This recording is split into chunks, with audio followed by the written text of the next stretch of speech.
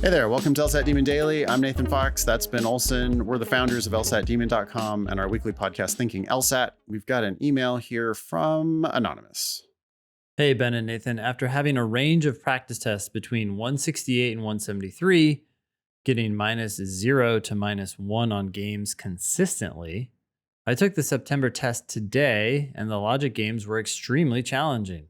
I had to guess through 3 to 5 answers, and I'm certain that I did not score perfect. I usually have extra time on the game section whenever I practice, but this section made me scramble through. I'm confronted by online forums similarly describing this particular section as odd. Okay. Producer Eric has linked to some places that have talked about these, quote, games that needed brute force to get through them. And there's a comment like this. Don't freak out. Literally thought it was one of the easiest logic games ever. And it's a little weird, but nothing unmanageable. And the logic game was so easy, and this sub had me sweating about it. Yeah. So these are some of the comments. Anonymous continues. I was wondering, how can I better prepare for a weird LG section on a future official test, given that I've seen and done every logic game available in practice, including killing them with the world's a la Matt's advice. Cool. Thanks for all you do at the Demon. Yeah, you're welcome, Anonymous. What do you make of this? Every LSAT that has ever happened has Yeah. had exactly these Reddit threads and exactly the same comments from students.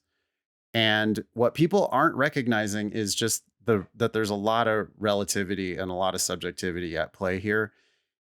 All the people who are saying it's a little weird, but nothing unmanageable, and the LG was so easy, and it's the sub now has me sweating about it. Those people are right. But the people who had a hard time and thought that they were really weird and hard, it's not that you're not wrong. It's just that you didn't connect with one or more of these particular games for whatever reason. Everybody's always asking like, well, but what do I do with a weird section like that? Well, they're all weird sections like that. There's just no difference. Every single LSAT that has ever existed, every section of logic games has a weird twist, or if not a weird twist, it's just that you didn't, in this moment, you didn't quite see it. You didn't quite connect with it.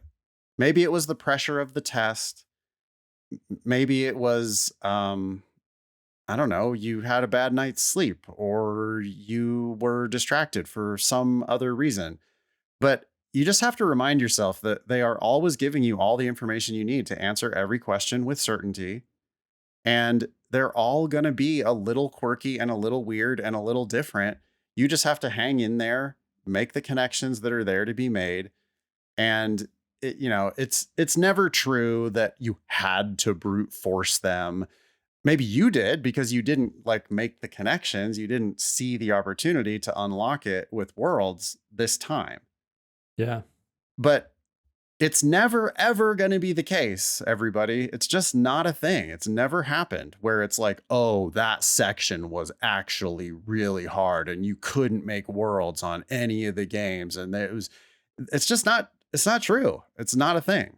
Yeah. They test these sections in advance on the experimental section. Like they know going in that the section is manageable and that it's really not very different from any other previous section. I think maybe that would be like, it's like we need to make everybody sign an agreement, like a commitment that when you go into your official test, you're not going to allow yourself to have this, oh, I think this is a bad section. I think this is a weird section. I think this is a hard section. There's just no such thing. Now, you could be having a bad day, in which case, that's why you're allowed to take the LSAT 5 times in 5 years and you just give it another shot. But you just don't have, there's no benefit to getting into the freak out mode. And unfortunately for Anonymous, there's no way to really avoid, this could happen to you again, Anonymous. But it probably won't. I mean, most of the time when you do a time section, you kill it. sometimes you're going to have a bump in the road. But I Yeah. promise that every time you look on Reddit, after every official test, every Mhm. single time you look on Reddit, there are going to be people there freaking out about, oh my God, that was the hardest, weirdest logic game section ever. Yeah. That hasn't changed in 15 years of teaching LSAT. The Yeah. majority of our students are going to be like, oh yeah, I did great on the games. Some of them, though, are going to be like, yeah, I just don't know what happened. That was a real weird, real hard game section. No, it wasn't. You just failed to make one important connection, or Mhm. you misread a rule. And, because you misread that rule, yeah, now it's going to look real weird and hard because you were trying to play a broken game. But if you're not playing the games aren't broken. So you have to play the game the way it was intended to be played, which means you have to understand everything and then you have to make a connection or two. Yeah. But it just will not be the case that it's like impossible to make connections. It will not be the case that this section is wildly harder than any other section you've ever done before. It's never true. Okay. So is that the advice? Make an agreement with yourself? There is something there that I think is an important idea. I think that we need to remember that if we're doing a game and it feels weird and hard and you're really struggling on it, Mhm. it's like you need to do a reset, right? And some mindfulness practice very possibly might help here where, you develop this discipline or this ability to be able to kind of close your eyes and take a breath and just recenter, reset. Mhm. But the Mhm. mantra, it's something like the LSAT's easy. Yeah. One sentence at a time, one word at a time. Mhm. The LSAT's easy. And you got to remind yourself that like there is no way that this game is actually that hard. There is some connection here. Could be that I'm misreading a rule, could be that I'm just missing a connection, but there's one correct answer and four incorrect answers to every single question they're going to ask me. The game makes perfect sense. And maybe you call on your past practice to remember the times where, oh, yeah, I thought that hotel trading game was really hard until I realized it was actually one of the easiest games. Or, Mhm. oh, I thought that computer virus game was super strange and weird until I realized that you can make some pretty big connections in that game and predict a lot of the answers. I don't know. Sounds like Anonymous has done all of the practice, which is great. I think you probably just need to get back on the horse and give it another shot. You just, you do have to understand that this could happen again, but it probably won't. And just plan ahead for potentially multiple retakes because sometimes shit happens on the day of the test. I don't know. Do you have different advice? I mean, the question is, how can I better prepare for a weird LG section? Yeah, so the mindset, really, that's what you're saying to change, Yeah. right? The Because belief that there is such a thing and that you can get trapped. If you believe you can't be, then when you are trapped, then you keep searching, right? Because you're like, hey, there must be a solution here.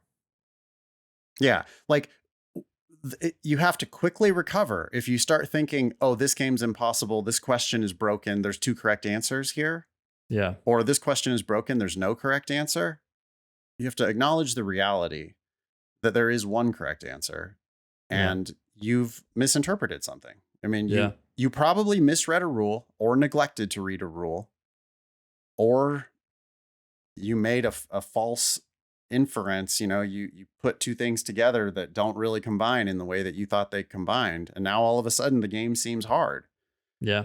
but it's not. You just have to figure out a way to return to, it's like in meditation when you come back to just focusing on your breath or whatever it was that you were trying to focus on.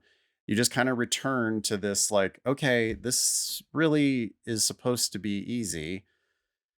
If it's not easy right now, that's because I probably misread something. So let me reread it. Let me see if I can put those pieces to the puzzle, put those pieces together. And then when hopefully it'll click for you. But I don't know that you can. I guess my best preparation for weird LG sections is to realize that they're all kind of a little bit weird and none of them are really very weird. Hmm. It's like you're seeing monsters under the bed that just don't exist, right? I mean, because like think about it, Ben. It's on literally every single test that has ever occurred, I've had students be like, oh my God, those games. So weird and so easy. That's Well, you get people saying literally both of those things at the same time. right. And I can't predict who's who. Like it'll be people who are really great at the games who get -0 every time, who then go into an official test and they feel like the section was weird and difficult and they had a hard time with it.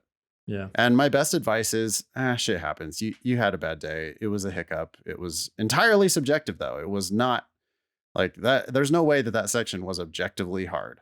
You booted it for some reason and that's totally fine. And you just dust yourself off and try again. That's it. Try again. Yeah. Yeah.